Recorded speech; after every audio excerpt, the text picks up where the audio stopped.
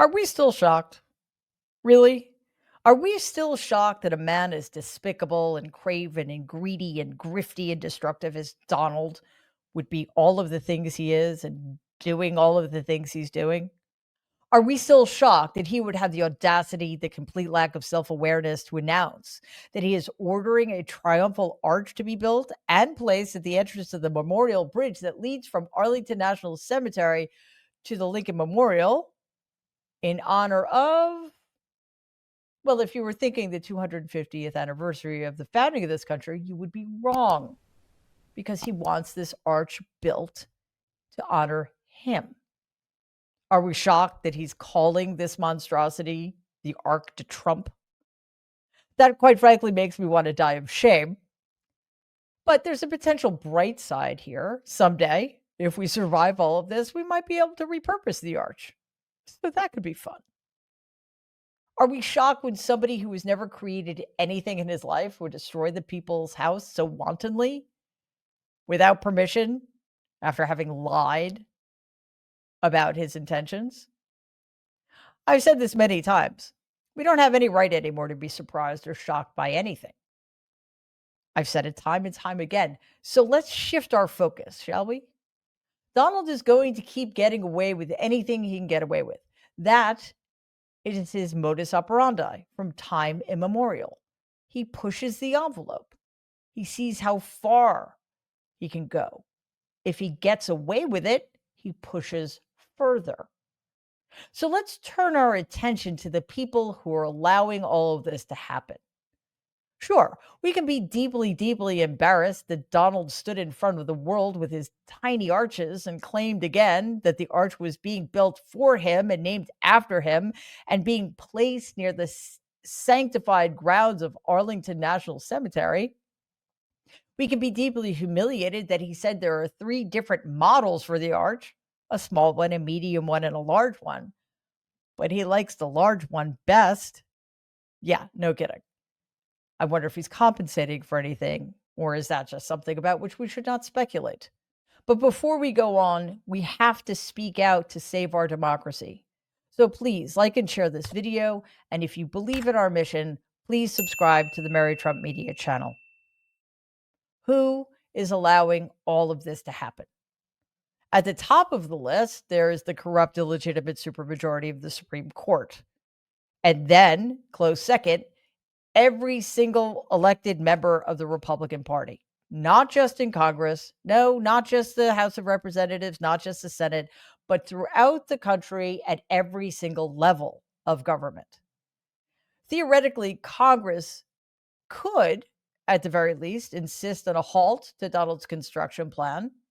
They could launch an investigation or review, at least, into whether this East Wing demolition violates the National Historic Preservation Act of 1966 or any other existing laws and provisions for that matter.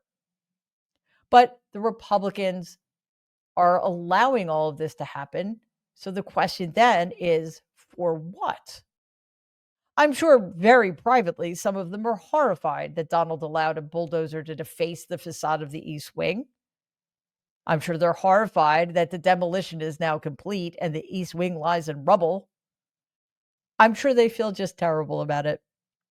But unless and until they grow a spine and stand up and speak out and put a stop to this, which they, again, have the power to do, Donald is going to keep going.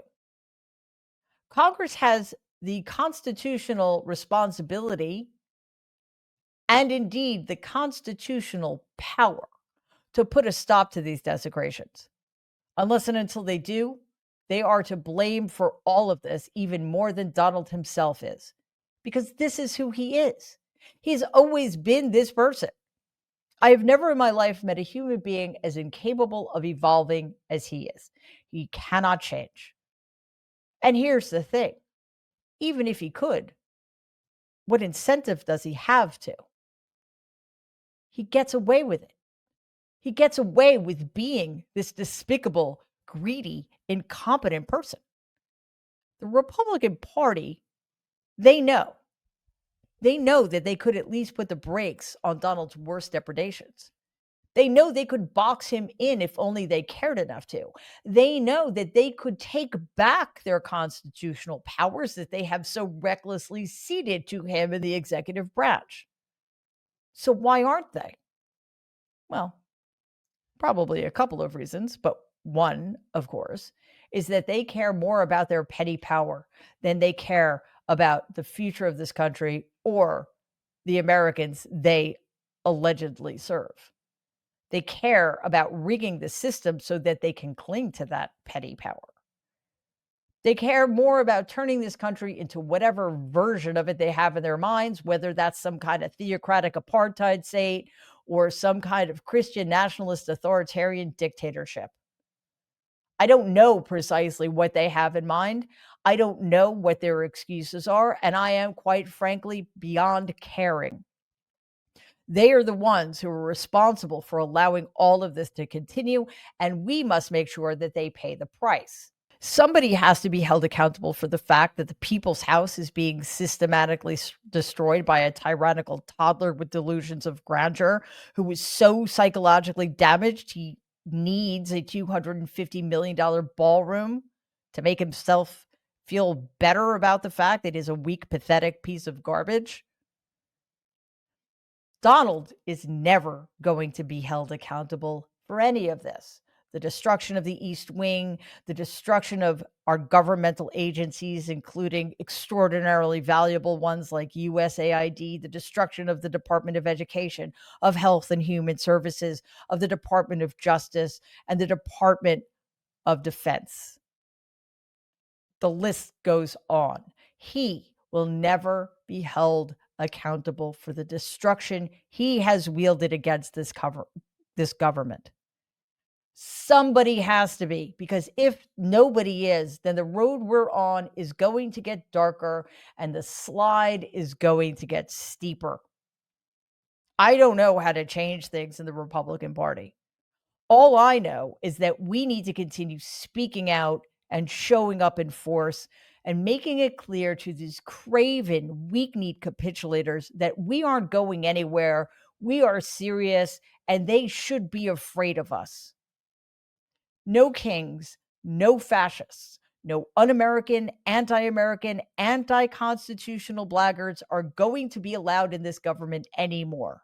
Not if we continue to show up, to organize, and to insist. It has to be up to us. We need to force the issue. And the only way that happens is to continue what we started. Showing up, speaking with one voice against all of the horrors that are being committed by Donald and the Trump regime on a daily basis. Because far too many people are afraid of a man who is himself a terrified little boy. Please take a second and like and share this video. It'd be awesome if you could subscribe to the channel. If you're listening to us in podcast form, please follow us and give the show a 5-star rating because it really does help other people find our content. Thanks.